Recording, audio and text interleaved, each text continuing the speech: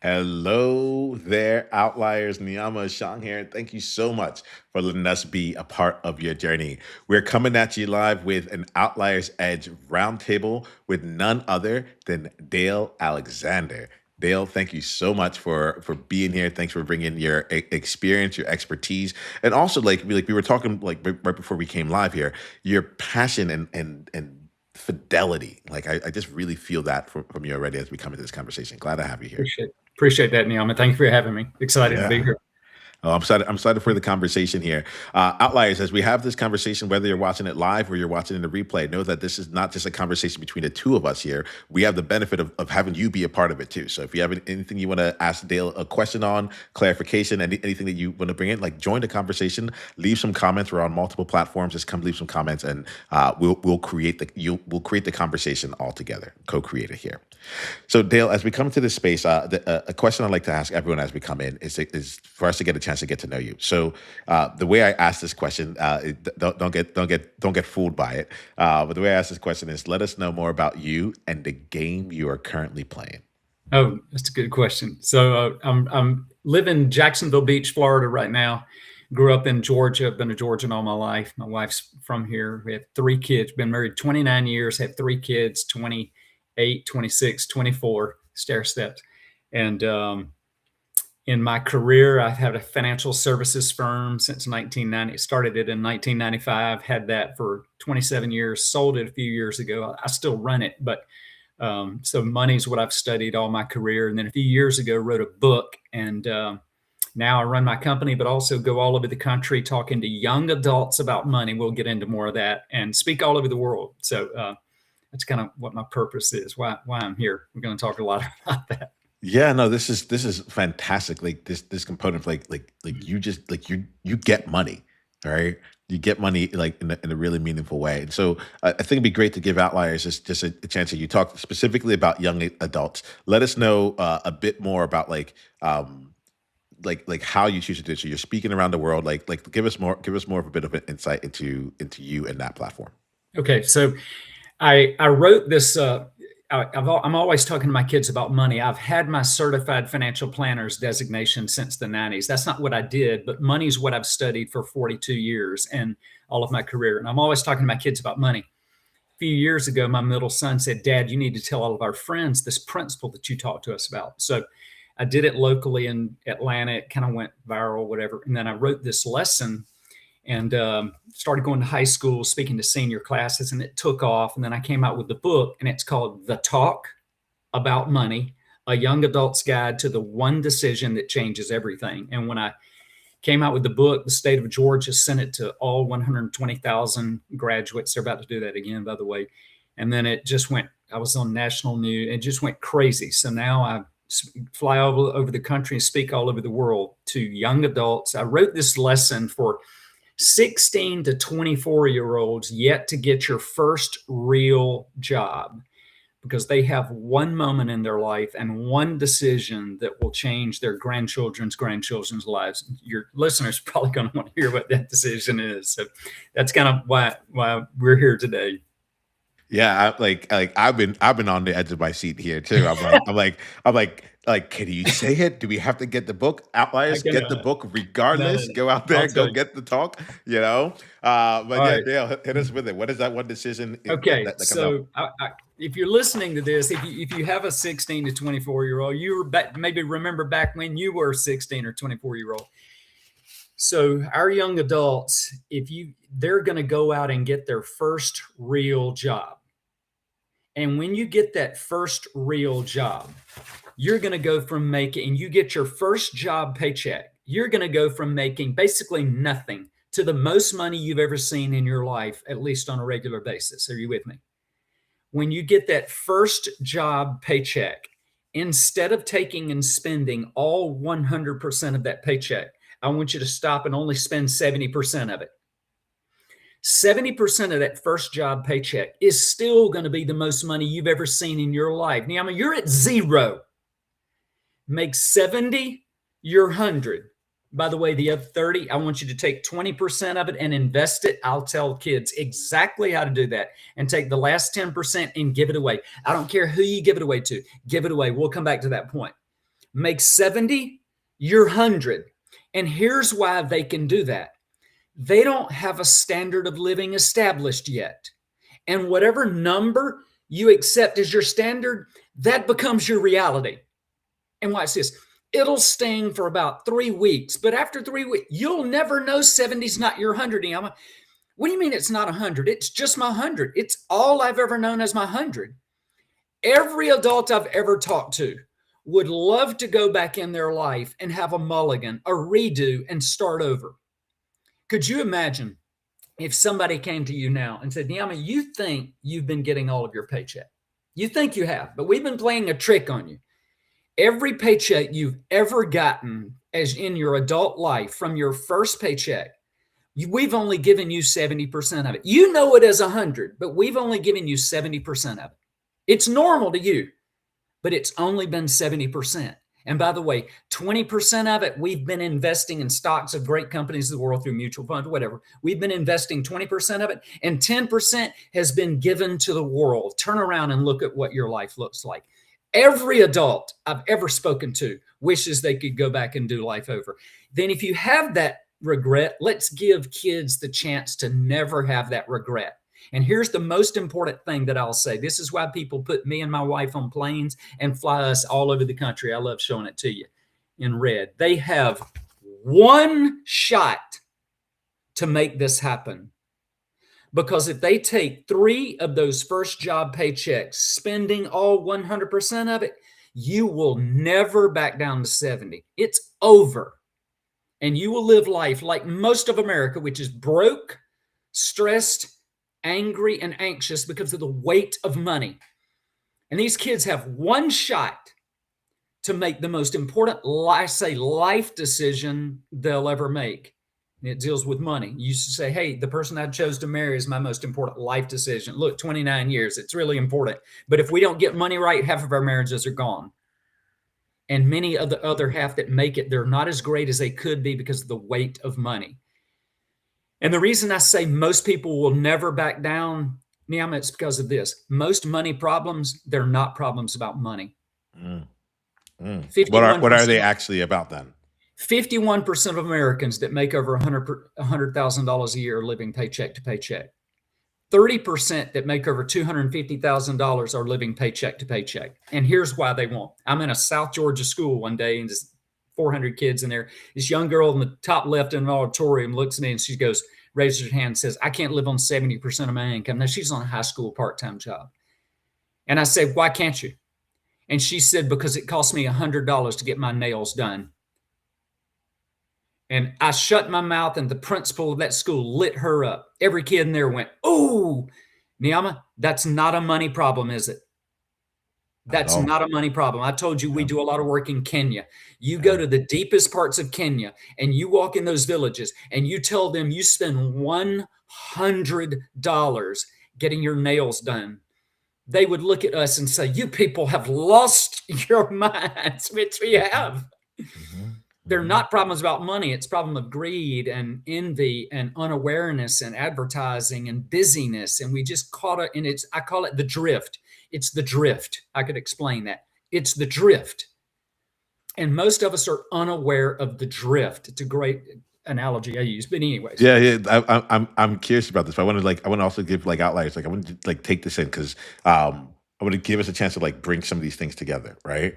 So one, what I'm hearing is you found there's a moment of taking that first paycheck, and before you even know what it is, because if I'm getting you if I can, Dale, I want to make sure I'm understanding. It's you have no experience with it. You don't and so you're getting this amount anyway, right? And all of it, 100% of it is more than you had the day before. And so if you can just live with that, and let me ask you, Dale, there's something I think might be in there, but I'm not sure. Is it that it's not just you set that first paycheck and then the next paycheck you get to live with 100. It's just it's starting from that very first paycheck, just play off of 70% of what your income ends up being, and then go and then use it, the 20 and 10% as allocated in what you recommend. Is that it? Think of it like this. When you pay off a car and you put the last check in the mail and you pay off that car, You've now got 500 free dollars. The next month, you've got 500 free dollars, don't you? Found money. It's new. It's found money. You can either immediately turn that niyama and use that money for good, or you can leave it alone. And in 2 months, busyness and greed and keeping up with the Joneses and advertising algorithms and unawareness, it goes and grabs it. And niyama, you can never get it back. This is that decision on every paycheck for the rest of your life. Now, let me show you what it'll do to a kid. When I go to a school, I show a $36,000 starting salary out of high school or college. Every kid in my auditoriums can achieve that. I show a $36,000 starting salary. Why that? That's a normal starting salary in America. I don't care if you work at Walmart, teaching, law, UPS. That's a normal starting salary in America. Every one of my kids in an auditorium will achieve that or more. And so watch this. If you live on 70, you make that your 100. Well, that's hard. It is hard. Being financially successful is hard. Being broke is hard. Pick one. Pick a hard. So you make 70 your 100, and you invest 20% and you give 10% away. At the end of your working life, Niyama, you will have given away $437,000 given away, and have 5.2 million on a $36,000 salary. Look at me, that does not care what kind of family you came from. This is a principle, and principles don't care. I haven't said a thing about education level. This doesn't care what race, what faith, or country you're from. Niyama, money doesn't care. Anyone can be one of the wealthiest, most generous people in the world. Getting money right is not hard. There's just a lot trying to make it impossible. And this phone, if you can't see this, I'm holding a phone. This phone is telling you that you can't do it. This phone does not want you to do this. This phone says the only way you can do it is to watch other people do it. And I know who these kids follow financially. I know who they follow, and I've studied them, and they're broke. Anyone can be one of the wealthiest, most generous people in the world. There's no secret to it. It's just the wealthy have figured out how to have less going out than is coming in. One of the great financial planners in the country, Russ Crossan, we were having breakfast one morning, and he said, Dale, investments don't make people wealthy. Living on less than you make makes you wealthy. And I'm just giving kids a plan from the first paycheck to never make that decision. And remember, you're at 0. And just set 100 short. Just make it short. You'll never know the difference. I really appreciate this. There's when you say anyone could be the wealthiest, most generous person in the world, I feel that inside, right? And there's also something I also recognize too, and because I see the immediate. Let me just ask you this. I'll just ask it for anyone who is 25 or older, who's gotten some paycheck, but still hears this, wishes it, and wants to apply it for where they are right now. I've got an answer how to fix it. Thank you. Do you mind sharing? Is that what you were going to ask? That's it. That's what I want. Right, because when people come in an auditorium and watch me do this to 300 or 500 kids or whatever, adults in the room are going, Dale, if I didn't do that, what do I do? Is it over? It's not. Okay, hold on. I got an answer for you. There's 2 things you do.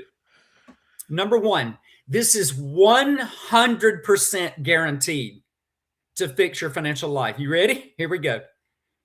People are sitting there listening like this. All right, 100% guaranteed.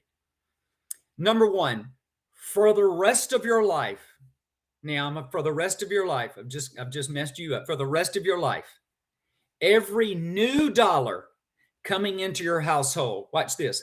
Every increase in income you get, every bonus at work a spouse gets, every raise you get each year, a step raise, garage sale proceeds, that car you pay off, that's new money. Would you agree that's new money coming in your house? You're not living on it right now. Right? I agree. It's new money. For the rest of your life, never take more than half of it. By the way, that car that you pay off, when the average American, when we put that last check in that envelope and put it in the mail, what's the first thought that runs through our mind? It's like, oh, what now? What Now I have all this money in my pocket. Like, what can we go do with it? what can I go get now? I'm Yep. going to go buy a new one. It's Yep. sick. It's Yeah. sick. Yeah. But the first thought that comes through our mind is, what can I go get now? Yeah. From now on, never take more than half of it.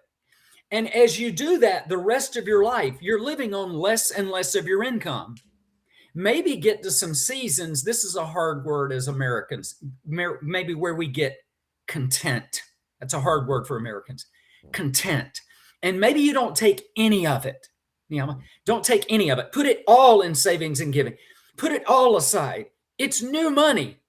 And if you're living on what you're making right now, put it all aside, even if it's just 1 or 2 years, get to some seasons. But for the rest of your life, never take more than half that new money. And every year, as you're living inside, you have more financial margin in your life. Watch this. Your marriage magically gets better. Your kids magically act nicer. Your boss magically gets nicer. Your drive to work magically gets shorter. It's amazing how problems and how light life tends to land when you have more financial margin in your life. I love this. I Things love just this. land lighter when you have more financial margin. I promise you, your marriage gets better. But the second thing you do, that's number one, all new money, never more than half of it. The second thing that you do, the money that you save, you have to get it working hard by investing in stocks of great companies of the world. And the way that the average person invests like billionaires is through mutual funds. Now, what you may sit there and go, I don't understand it. Dale, isn't the stock market risky? I explain all this in the book. You can actually go to my website and watch this whole lesson free. So, I mean, I give you the tool, the understanding of all of this, but you've got to put it in the right places. This is what the wealthy know, and most of us were never taught. It's not hard. There's just a lot trying to make it impossible, but it's not hard. And I teach exactly how to do this. I love that line. It's not hard. There's just a lot that's trying to make it impossible. Impossible. You know, and Impossible. I think that it's like when I hear you say that, like I like outlines. I want you to take that in right now, right?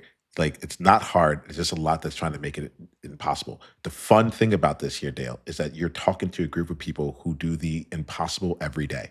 It was impossible for them to be where they're. This is why I love talking to outliers, right? Mm. So even as you're saying this, I'm like, most people out there will hear this, they'll be like, that was great. Then they go on and just keep listening to the rest of the episode and they do nothing. They change nothing. But you're Mhm. talking to outliers, and outliers, I know you. And I know that Come on. you take the unconventional path. You take the path that most people don't travel, right? And you get Yeah. the results that most people don't get, right? And so in here, Dale, like I hear you. Like, all right, like let's make the move. Like 50%, if you're 16 to 24, like you're getting your first paycheck, go 70 right away. Let's implement this here and be able to like enjoy the results of this. Cause I mean, if like the way I look at this, I'm like, oh, we can do that. We've done harder things. You've done harder things for sure. Dale, Amen. I want to get some more thoughts on this here, and then I want to talk to you about like the transition and building and getting your message out, because there's a lot of outliers out there who are in a place where like I feel your passion. I feel like this, and like nothing stops you from getting out in the world. And I'd love to talk to you a little bit more about that. But I want Okay. before we transition to that, like because I also know outliers. You can get the book, The Talk. What's the full name of the book? The talk about money. The Talk About I Money. call it the talk because almost Oh yeah. every adult comes up to me and they say several things. Number one, where was this when I was 18? And they say our parents never talked to us about money. By the way, there's a reason. If you're sitting there nodding, going, "My parents didn't talk to us," there's a reason that they didn't talk to you about money. There's a reason. And then the third thing, if they say a third thing, it's, what do I do if I didn't start on 70? But they all say our parents never talked to us about money. But there's a reason. Hmm. Hmm. Well, let's dive in just a bit further then. What I'm curious here from like before we move on, I want to make sure we check in.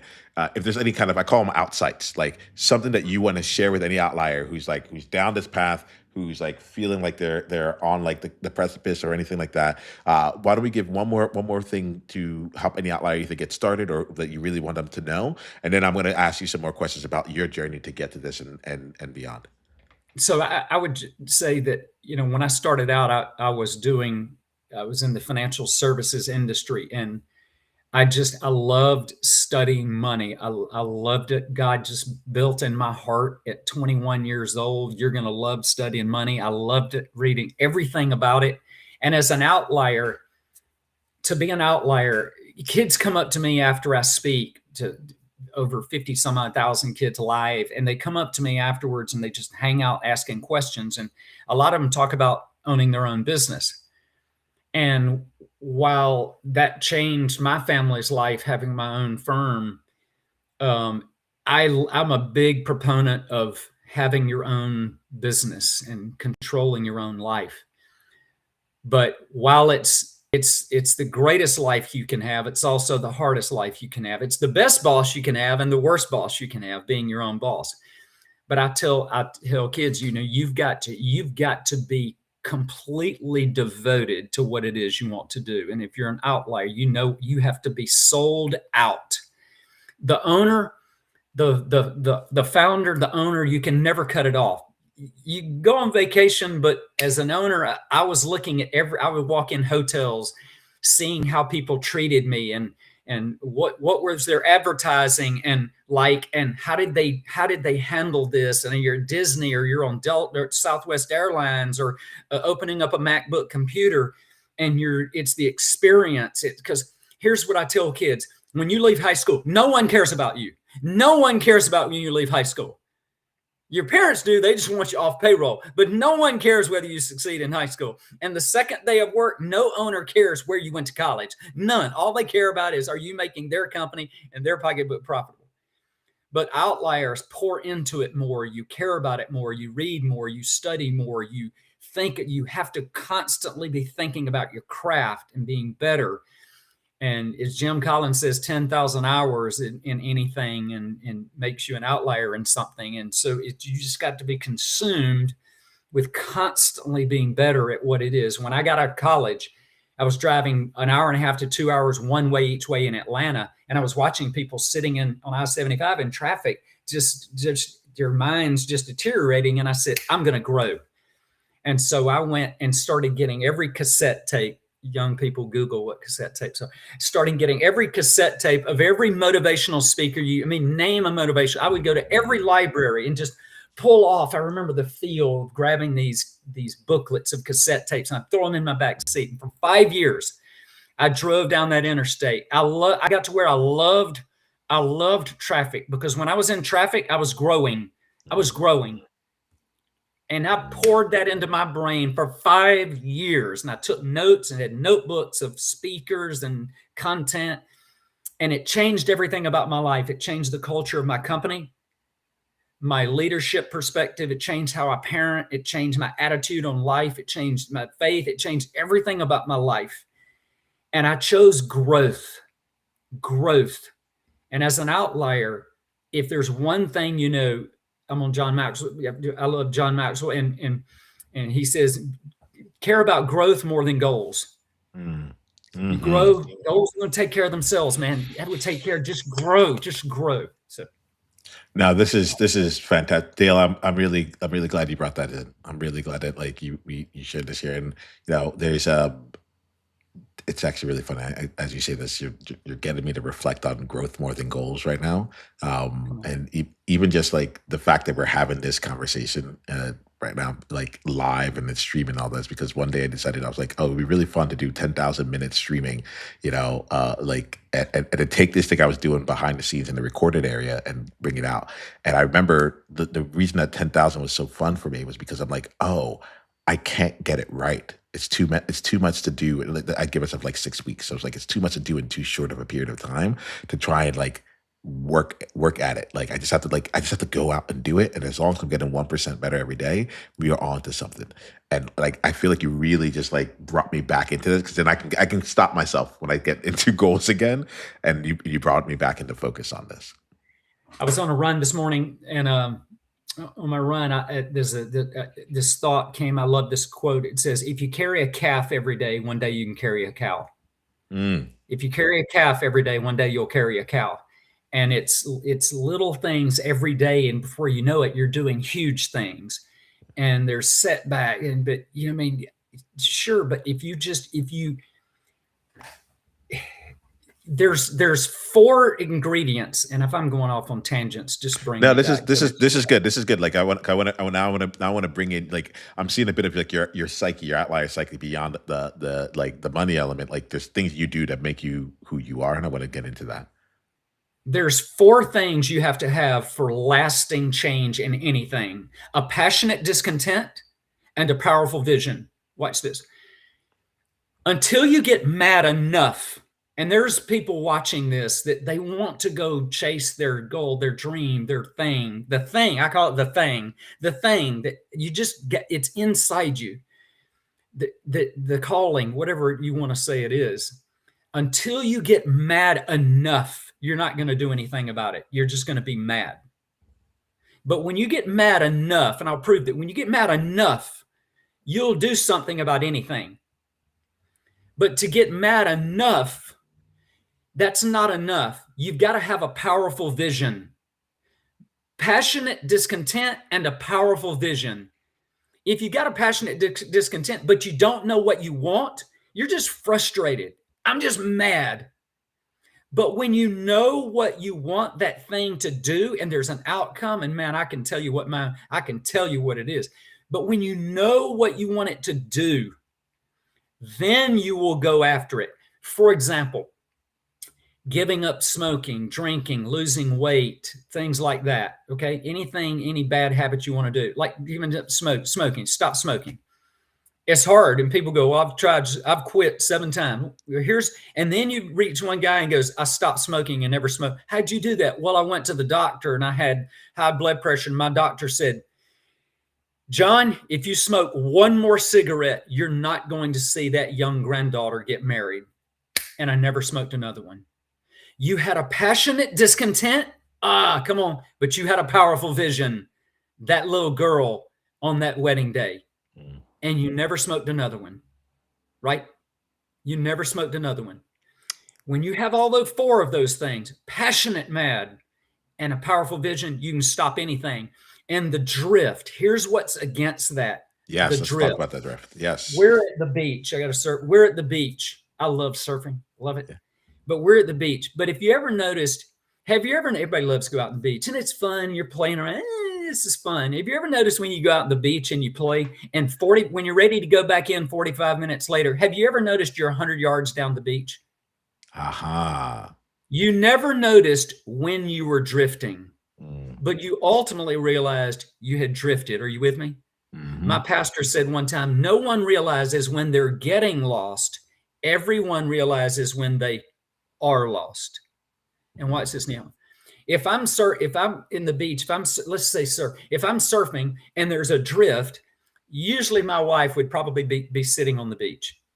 Let's call that home, true north, where I want to end up, my goal, right? If she's sitting there, I know where home base is.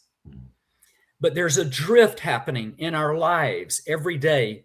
Busyness, unawareness in financial world, greed, just advertising, keeping up with my neighbors.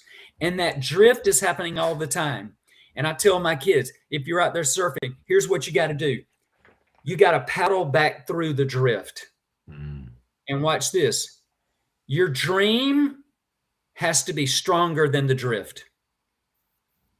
And the drift happens in every part of our lives, Naama. It happens in our health. We're drifting financially.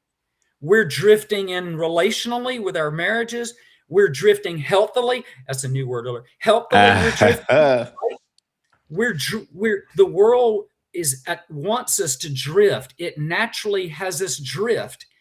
And you've got to know what true north is. I know what my ultimate goal of my life, I've defined it. I know what it is. I know where home base is. And it helps you paddle back through And my dream has to be stronger than the drift, because the drift is always happening. Mm, Outliers. Let's bring this in here.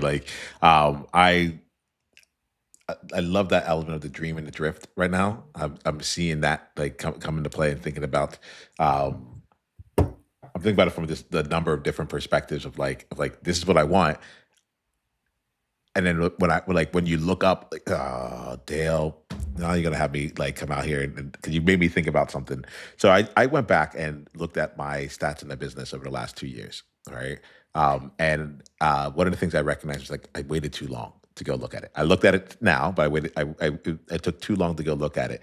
And to your point of not knowing that you're lost, like while you're getting lost until you know until you know, like I look back at that and I'm like and like I'm thinking about oh, we drifted. Like we had something going. I was going straight. I knew where home was. I could come back onto the beach really easily, and I just kept going, and I was like, oh, this is feeling good. What if we made this change? What if we did this? Next thing I knew, not next thing I knew, when I finally looked up again and saw where I was, it was like, wow, home was quite a bit away. And so as you're saying this, like I'm hearing it and just and wanted to reflect that, like to make it real for me and be like, oh yeah, like this drift is not just like a concept here. Not like I'm going to invite you right now to like you can put it into the chat. You can think it to yourself. Like if you're in the car and you're you're doing your hour commute both ways here. Like think about where in your world, like just I guess right now, I guess I would say, and maybe I'll toss this question to you, Dale. Um, let's assume for this part of the conversation that everyone's caught in a drift right now. What is the way to like actually take note of where you are so you can go and find home, see where you are, where the home is, and kind of pull yourself out of the drift right now? Like what's something that you found really works for you? So every year I do my logo for my company is me on a handstand. So every year I do a skateboard. I ride my skateboard on my hands, do a handstand, whatever. And so I Nice. just turned 62 on Wednesday. And if you Well played. LinkedIn or whatever, Facebook, you can see the video. And then at the end of it, I tell this little message. So the message this year was, remember, there's going to be a last time for everything. Mm. There was a last time our daughter said, Mama, push me on the swing. There was a last time my boys said, Daddy, carry me up the stairs on your back. Niama, there was a last time. There was the last time my mama told me she loved me. There will be a last time I hug my wife. And you never know when that last time is. And so the takeaway from that is just love them longer, hug them longer, do more with them, be there when you are there, make the memories, take the trip, just take it in. You never know when the last time is going to be. And there's a last time for everything. And we're just unaware in this world today. As our kids, these little men, I like to mentor, but these 35s and 40-year-olds with these young kids, I say, they go, it's going fast. And I go, it goes faster.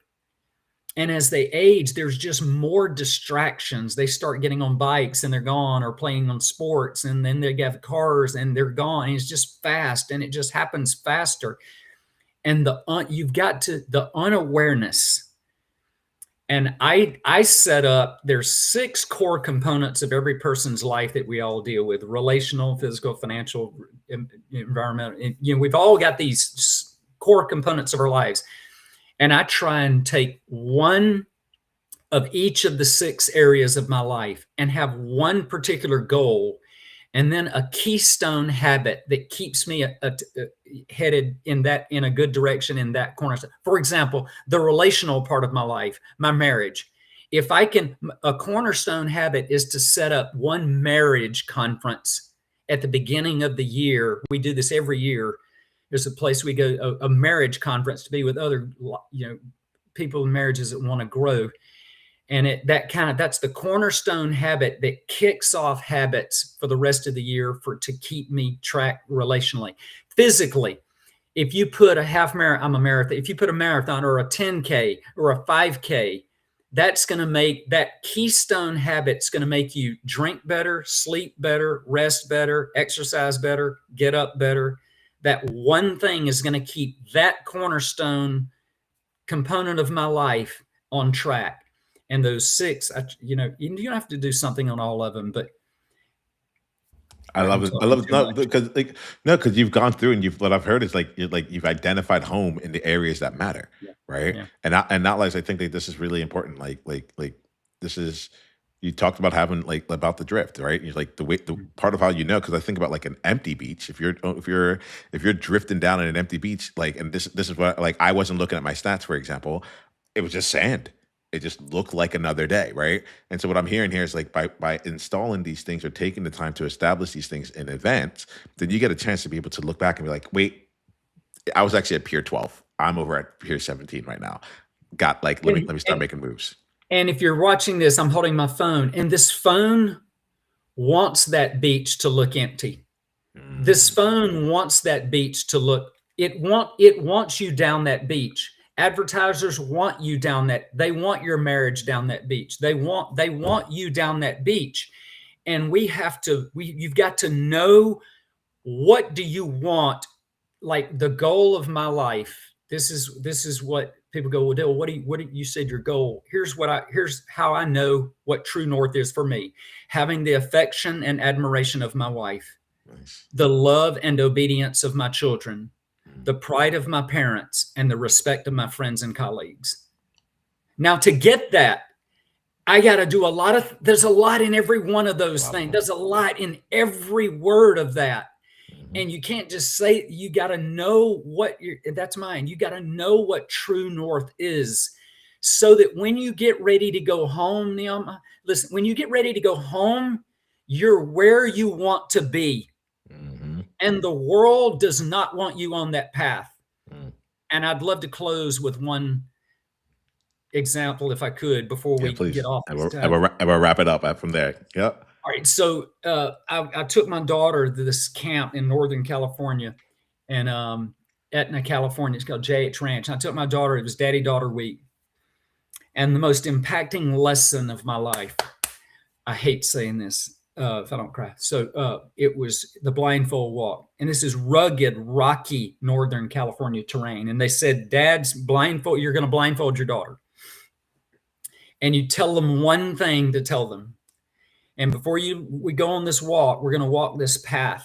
And there's one rule. Tell your daughter, just talk to your father. And so you blindfold them, and here were the rules. The first third of the path, you could talk to them and touch them and walk with them and have fun.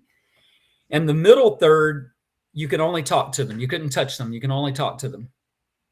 And the last third, you couldn't talk to them and you couldn't touch them unless they asked you a question. Mm, And so we started, and we're having fun. It's fun, and they're tripping, and you go, come on, let's go this way. And we've got this little guide with us, about 22 years old, and he's leading this. And the middle third, you can only talk to them, and you're telling them which way to go. They're blindfolded, and he starts messing with our daughters, rubbing their face with sticks, and going, don't go that way. Why are you taking her that way? Sophie, I want you to come this way. Don't take her that way. Sophie, come this way. Come this way. Come over here. And they're getting a little frustrated. You could see where this was going. And then the last third, you couldn't talk to them and you couldn't touch them unless they talked to you. And then he's really ramping it up. And he starts really going after our daughters. And you can see this, and you're starting to get mad because he's going, don't go there. Talk to her. Get her back on the path. And they're starting to get mad at us. And they're screaming. I remember this girl, she took her thing up and threw it at her, blindfold, and threw it at her dad. I'll never forget it. It's watching the dad run after his daughter. And they're starting to yell at us. You're yelling at me, your father? Because who loves their daughter more than their father? And here was what did that guide represent? The world, social media, advertising, just the world trying to take our daughter off that path, away from me. And you're mad at me, your father?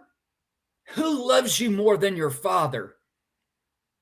And it was this amazing moment of just realizing the stakes of just our marriages and our kids of just the distractions that are trying to take them away from us, and the important things that are trying to just drift away from us, and what's coming after us to take us off that safe path, because no one wants your daughter to stay on that safe path more than her father. It was very powerful. So I can as feel it. I can feel it. Like as you're saying, it's like I'm imagining here, and I can feel the power that it's had here. I actually really appreciate you bringing it into this space and sharing like that real with you right here. You know, um, Dale, I've enjoyed this conversation. I want to make sure that outliers know how they can go deeper down the journey with you. Like what's the best way for them to go and do that? two things, you can look at the talkaboutmoney.com, or dalealexander.com, but Mm. it's just easy. Yeah, man. Well, I really appreciate you. I like that you end each thing with like what's an insight that you got from this conversation, if any, as well. So outliers have gotten their thing. What's something that you're taking out of this conversation, Dale? How you've got this as an outlier. Your goal is to not walk away from this earth and leave it the same. Hmm. And an outlier, I think, kind of the definition is there's just something that says, what's that golden rule of camping? Leave it better than you found it. Yep. And just watching you leave it better than you found it. And you're trying to help other people leave it better than they found it. And that's so powerful and evident here. It's such a great platform for you because you're so good at it. I appreciate you, Dale. I really appreciate you. Thank you so much for coming here. Thank you for sharing your experiences. Outliers, let's go take action on these things here. Like let's make this come to life here. Dale, thank you for bringing your experience, your expertise, and just the way that you see the world to this platform here. Uh, I wanted to say I'm grateful. And outliers, until the next time we talk, be you on purpose. Journey on. Thank you.